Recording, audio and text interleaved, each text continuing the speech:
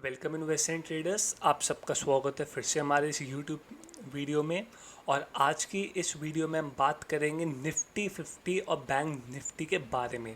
साथ ही साथ आप लोग कह सकते हैं बहुत इंपॉर्टेंट इवेंट्स हमें इस हफ्ते देखने को मिलने वाले हैं। साथ ही साथ दो कंट्रीज़ के बीच में हमें एस्केलेशन देखने को मिल रही है, तो उसके बारे में समझेंगे कि उस न्यूज़ की वजह से स्टॉक मार्केट में इन जनरल और कमोडिटी मार्केट में क्या इम्पैक्ट आ सकता है। तो बिना देरी करते हुए आज की वीडियो को स्टार्ट करते हैं। और आप लोग देख सकते हैं हमने अपनी लास्ट वीडियो में Adani group, Adani enterprises, Adani ports, Adani power, in general Adani के स्टॉक्स के बारे में बात की थी।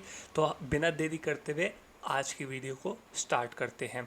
तो आप लोग यहाँ पे देख सकते हैं आज हम बात करेंगे सबसे पहले निफ्टी 50 के बारे में। तो निफ्टी 50 के बारे में भी बात करने से पहले आप लोगों को ये बात मालूम ही होगी, अगर नहीं मालूम तो मैं आपको यहाँ पे दिखा दूँ। तो आप लोग देख सकते हैं दो कंट्रीज़ के बीच में हमें एस्केलेशन देखने को मिल रही है, और ये एस्केलेशन बहुत ज़्यादा बढ़ते हुए देखने को मिल रही है। आप लोग देख सकते हैं 11 मिनट पहले, 1 घंटे पहले, 8 घंटे पहले। और ये एस्केलेशन इतनी जल्दी रुकने का नाम लेगी या नहीं लेगी हमें तो बिल्कुल नहीं पता, लेकिन इसकी वजह से जो एक आप कमोडिटी है वो बहुत ज़्यादा इम्पैक्ट होने वाला है। वो है आपका ब्रेंट क्रूड ऑयल, या इन जनरल अगर मैं बात करूँ आप क्रूड ऑयल, क्योंकि WTI भी इम्पैक्ट होगा।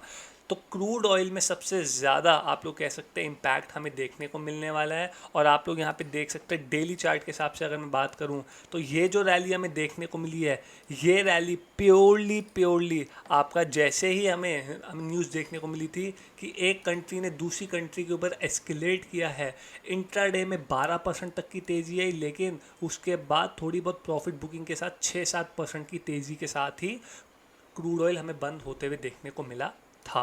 अगर आप लोगों को याद हो तो रशिया यूक्रेन की जब एस्केलेशन की खबरें आई थी, उस टाइम पे क्रूड ऑयल का क्या हाल हुआ था, अगर आप लोगों को ये चीज़ याद हो तो आप लोग देख सकते हैं बहुत बड़ी तेज़ी हमें उस टाइम पे भी देखने को मिली थी। और इस क्रूड ऑयल की वजह से आप लोग कह सकते हैं हमारी मार्केट नहीं, बाकी सारी मार्केटें भी इम्पैक्ट होती हैं। क्यों? क्योंकि बहुत कंट्रीज क्रूड ऑयल को इंपोर्ट करती है, और उनके जो आप करंट डेफिसिट्स हैं, या जो आप लोग कह सकते हैं उनके बैलेंस ऑफ ट्रेड है, उनमें हमें इफ़ेक्ट होते हुए देखने को मिलेगा, जिसकी वजह से उनकी इकोनॉमी में इम्पैक्ट आते हुए देखने को मिल सकता है। अब बहुत लोग कहेंगे कि हमारी जो ऑयल की डीलिंग है वो रशिया से होती है, हम एक फिक्स कैपिंग के साथ ही क्रूड ऑयल को आपका लेते हैं। वो सारी बातें एग्रीड है, लेकिन ओवरऑल अगर मैं सेंटीमेंट की बात करूं तो सेंटीमेंट कहीं ना कहीं थोड़ा बहुत डेंट हमें ज़रूर दे के जाता है। तो प्लीज़ इन चीज़ों को समझिए कि कुछ चीज़ें ऐसी होती हैं जिसकी वजह से मार्केट इफ़ेक्ट होती है। तो आप लोग यहाँ पे देख सकते हैं, सबसे पहले हम क्रूड ऑयल की ही बात कर लेते हैं। तो आप लोग यहाँ पे क्लियर कट देखेंगे वीकली चार्ट के हिसाब से अभी तक ये एक डाउनवर्ड अब ट्रेजेक्ट्री में ही काम कर रहा है। अभी भी इसमें कोई हमें खतरा ऐसा नहीं देखने को मिल रहा है। सिर्फ और सिर्फ आप लोग कह सकते हैं टेक्निकल बाउंस ही आया है, क्योंकि एक चैनल में काम खर्च करते हुए देखने को मिल रहा है। सबसे ज़्यादा डर हमें कहाँ देखने को मिलेगा, तो आप लोग यहाँ पे देख सकते हैं ये जो ब्रेकडाउन हुआ था, ये ब्रेकडाउन हुआ था करीब करीब 90 और 98 के जोन में। और अगर मैं रिसेंटली भी बात करूं तो ये हो सकता है एक टेक्निकल बाउंस के साथ आप लोग देख सकते हैं एक चैनल में कामकाज करते हुए हमें देखने को मिल रहा है। तो हो सकता है एक भाई टेक्निकल बाउंस के साथ ये 84-85 के जोन में आ जाए, फिर साइडवेज होके या तो फिर आपका डाउनवर्ड अप ट्रेजेक्ट्री में आए, या फिर जो इसका क्रूशल जोन है इस जोन के अराउंड पे आ जाए।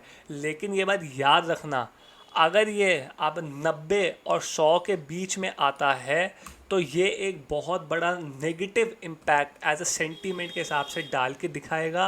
और आप लोग कह सकते हैं यहाँ पे हमें बहुत ज़्यादा भाई वॉलेटिलिटी इंडियन मार्केट में देखने को मिल सकती है।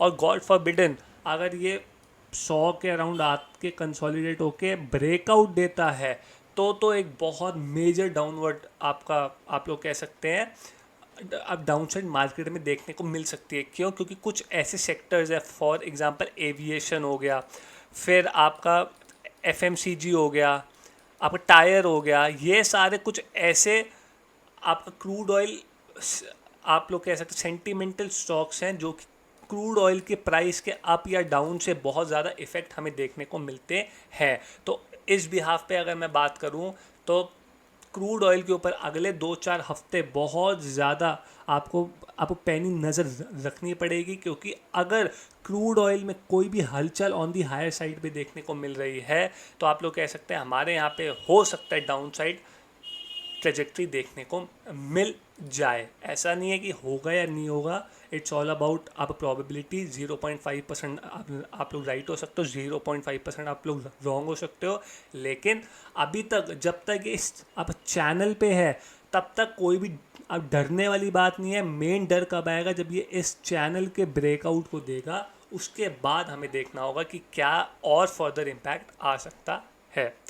ये तो हो गई बात जो दो कंट्रीज़ के बीच में एस्केलेशन चल रही है उसकी। अगर हम अगली न्यूज़ की बात करें तो आप लोग यहाँ पे देख सकते हैं फेड का आप लोग कह सकते हैं मीटिंग हमें देखने को मिल रही है 17 एंड 18 को, और 18 रात को यानी कि इंडियन स्टैंडर्ड टाइम के हिसाब से 11:30-11 बजे के करीब में आपका रेट जो अगर कट है या रेट न्यूट्रल है या फिर रेट हाइक है जो भी है वो हमें देखने को मिलेगा। और 12:30 बजे के करीब आप प्रेस कॉन्फ्रेंस हमें देखने को मिलती है। तो यानी कि 19 को यानी 19 जून को हमें अपनी मार्केट में इसका इम्पैक्ट देखने को मिलेगा। अगर आप लोग देखेंगे 19 जून को थर्सडे देखने को मिलेगा जो कि निफ्टी 50 की एक्सपायरी होती है।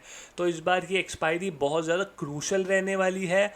ऑलरेडी विक्स हो सकता है कल सुबह उठते ही भाई विक्स में आपको 10-12% की हलचल देखने को मिले, क्योंकि एस्केलेशन और क्रूड ऑयल की वजह से साथ ही साथ एक इम्पॉर्टेंट इवेंट आ रहा है। तो हो सकता है इंडिया विक्स भी हमें थोड़ी बहुत हलचल यहाँ पे दिखाते हुए देखने को मिले।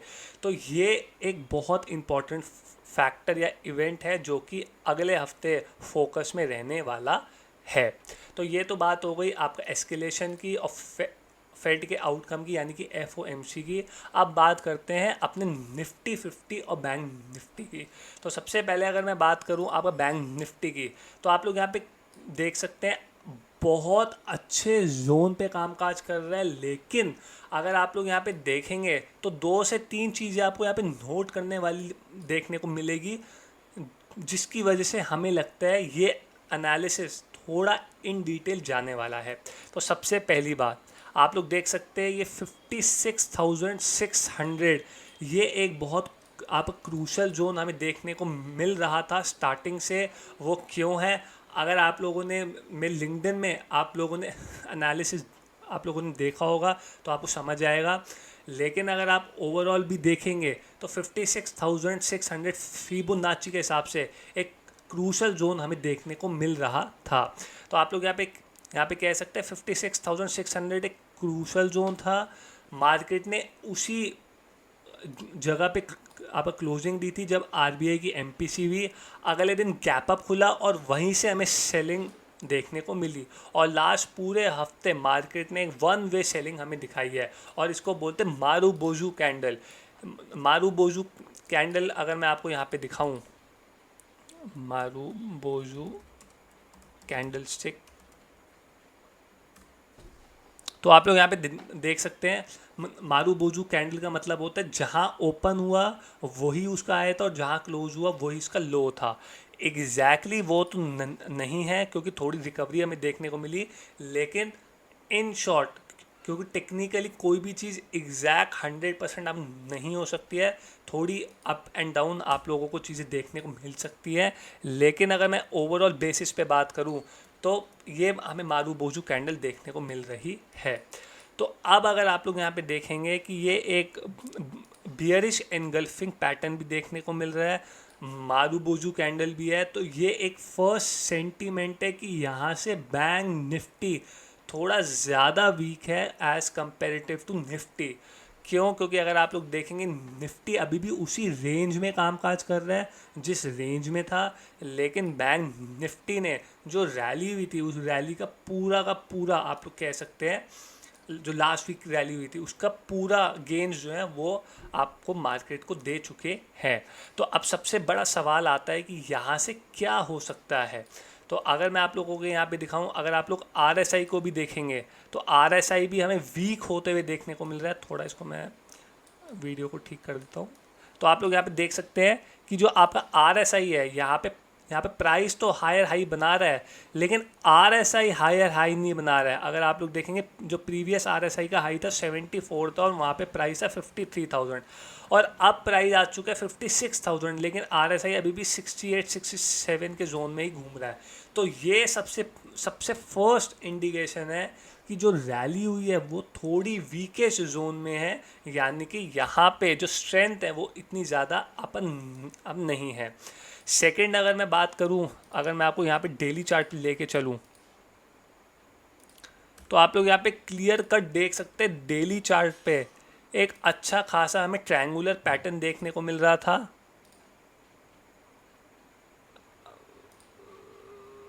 और आप लोग यहाँ पे क्लियर कट देख सकते हैं ट्रायंगुलर पैटर्न का एक ब्रेक डाउन हमें देखने को मिला है। हमें लास्ट टाइम भी ये ब्रेक डाउन देखने को मिला था, लेकिन यहाँ पे फॉलो अप नहीं आया था, तो इसलिए मार्केट वापस से एक कंसोलिडेशन फेज में चली गई। लेकिन इस बार यहाँ पे ब्रेकआउट आया, ये ब्रेकआउट फेलियर, यानी कि इसको हम बोलेंगे एक बुल ट्रैप हुआ। क्यों? क्योंकि ये ब्रेकआउट दिया, ब्रेकआउट के बाद रैली सस्टेन नहीं हुई और वापस से उसी बॉक्स में आ गए और अब एक ब्रेकडाउन हमें दिखाया है।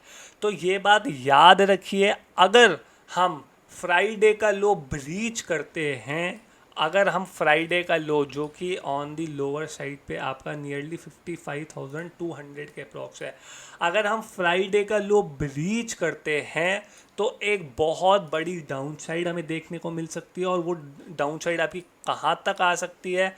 अगर मैं शॉर्ट टर्म के हिसाब से बात करूँ तो मुझे लगता है जो गैप है, ये गैप हमें फिल होते हुए देखने को मिलेगा। तो यहाँ से करीब करीब आप 1500 पॉइंट तक की डाउन साइड हमें देखने को मिल सकती है। और अगर क्रूड ऑयल अगले हफ्ते बाई चांस मान लो अब जिस हिसाब से अभी भागा है, अगर आप लोग यहाँ पे देखेंगे क्रूड ऑयल आपका 63 वाला एक बारी को $80 की अप्रॉक्स टच हो गया, तो अगर बाई चांस मान लो सेम रैली हमें अगले हफ्ते भी देखने को मिलती है, इतनी बड़ी रैली मान लो अब भाई 15-20% की, और यहाँ पे जो ये बंद हुआ है ये 88-89 के करीब आ जाता है, तो मैं बिल्कुल हैरान नहीं होऊंगा कि एक बारी को बैंक निफ्टी हमें 51,000 भी अगले 2-2.5-3 हफ्तों के अंदर फास्ट एंड फ्यूरियस वे में दिखा दे। तो यहाँ से अगर मैं डाउन साइड की बात करूँ तो कितनी हो गई?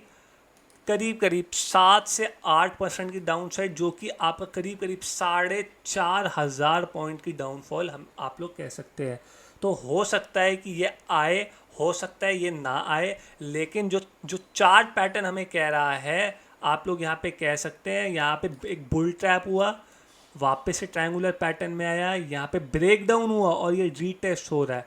अगर ये रीटेस्ट आपका कंफर्म होता है और फ्राइडे का लो ब्रीच होता है, इंटरमीडिएट बेसिस पे 1500 पॉइंट का फॉल तो बहुत आराम से आपको देखने को एक बारी को मिल जाएगा।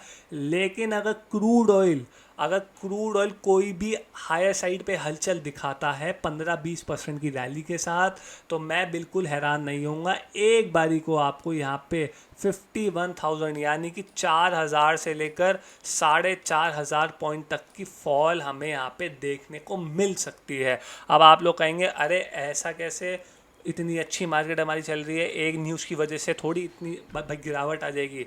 देखो मैं ये कह रहा हूँ कि हो सकता है, अगर बाई चांस मान लो यहाँ पे मार्केट कल गैप अप खुलती है और वापस से ये 56,200 56,500 को रीगेन कर लेती है, तो फिर एक चीज़ ऑलमोस्ट कंफर्म होगी, 100% नहीं बट ऑलमोस्ट कंफर्म होगी कि मार्केट अब रेंज बाउंड हो चुका है। ऑन दी हायर साइड पे 56,500 आपका जोन होगा and on the lower side पे 55,000 का जोन होगा। तो यही 1,500 पॉइंट पे मार्केट झूलती रहेगी। और जब क्लैरिफिकेशन होगी, जो 3 जुलाई की जो डोनाल्ड ट्रम्प की आप लोग कह सकते हैं जो डेट आई है कि टैरिफ जोन और ईरान इजराइल के जो एस्केलेशन अगर डी एस्केलेट हो जाती है, तो फिर हो सकता है मार्केट हमें वापस एक हायर जोन दिखाए। बट अगर ये 56,200-300 वापस से रीगेन कर रहे हैं अगले 1-1.5 हफ्ते के अंदर, तो फिर एक साइडवेज मार्केट हमें देखने को मिलेगी on the high side 56,600 and lower side 55,200 के जोन में।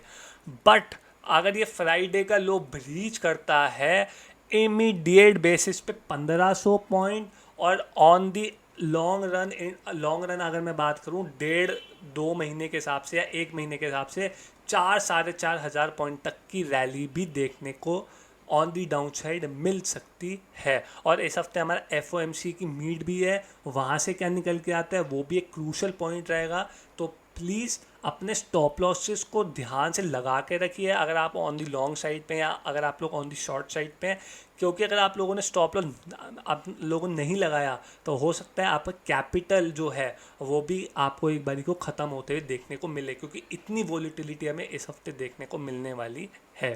तो ये तो बात हो गई बैंक निफ्टी की। अगर हम निफ्टी की बात करें तो निफ्टी एक बहुत क्रूशल जोन में खड़ी है और ये थोड़ा रिलेटिवली स्ट्रॉन्ग है एज कंपेरेटिव टू आपका बैंक निफ्टी। अब आप लोग कहेंगे ऐसा कैसे, एक बारी मैं इसको रिफ्रेश कर दूं, क्योंकि अब आप लोग कहेंगे ऐसे कैसे आप लोग कह रहे हैं, क्योंकि आप लोग यहाँ पे क्लियर कट देख सकते हैं जहाँ से मार्केट ने ब्रेकडाउन दिया था अक्टूबर नवंबर, उसी जोन में कंसोलिडेट कर रहा है पिछले 4-5 हफ्तों से पहली बात। तो इतनी बड़ी रैली के बाद अगर कंसोलिडेशन हो रहा है फिर ब्रेकआउट आ रहा है तो ये एक बहुत स्ट्रॉन्ग ब्रेकआउट होता है और हम इसको बोलते हैं फ्लैग एंड पोल ब्रेकआउट। दूसरी बात अगर मैं बात करूँ तो ये आपका जो निफ्टी 50 कंपोनेंट है वो आपका अलग अलग सेक्टर से बनता है। तो उसमें IT सेक्टर थोड़ा अच्छा जोन में बैठा है और अगले हफ्ते IT भी एक बहुत बहुत क्रूशल इवेंट पे जाने वाला है। वो क्या इवेंट है मैं अगली वीडियो में बात करूँगा, लेकिन ओवरऑल बेसिस पे हमें लगता है कि Nifty on the other hand थोड़ा स्ट्रॉन्ग है, रिलेटिवली स्ट्रॉन्ग है बैंक निफ्टी से। बट अगर मैं बात करूँ, मैं इसको डेली के हिसाब से बात करता हूँ, अगर निफ्टी ने आपका on the lower side Friday का लो वही 24,400 ब्रीच करता है तो एक बारी को आपको यहाँ पे भी एक अच्छा खासा फॉल देखने को मिल जाएगा और वो फॉल होगा करीब करीब 500 से 700 पॉइंट तक की। मैं रफली 500 पॉइंट ले रहा हूँ जो कि इसका क्लोजिंग पॉइंट हो गया। और अगर बैंक निफ्टी वहाँ 1,500 पॉइंट तक की रैली आपका डाउन साइड पे दिखा रहा है तो यहाँ पे भी ये अचीव हो जाएगा। लेकिन अगर बैंक निफ्टी 4,000 पॉइंट तक की डाउन साइड रैली दिखा रहा है और क्रूड वहाँ पे $85-90 पहुँच रहा है तो यहाँ पे FMCG, अब टायर स्टॉक्स, अब केमिकल स्टॉक्स, इन सब में इम्पैक्ट हमें देखने को मिलेगा। और मैं बिल्कुल हैरान नहीं होऊंगा कि यहाँ पे भी एक बारी को एक ऑन दी लोअर एज पे 23,200 तक की डाउन साइड भी हमें एक बारी को यहाँ पे दिखा दे, जो कि 1200 से 1500 point on the down side हो सकता है। तो अब आप लोग कहेंगे कि क्या ये चीज़ गारंटी है? गारंटी कोई चीज़ की नहीं है।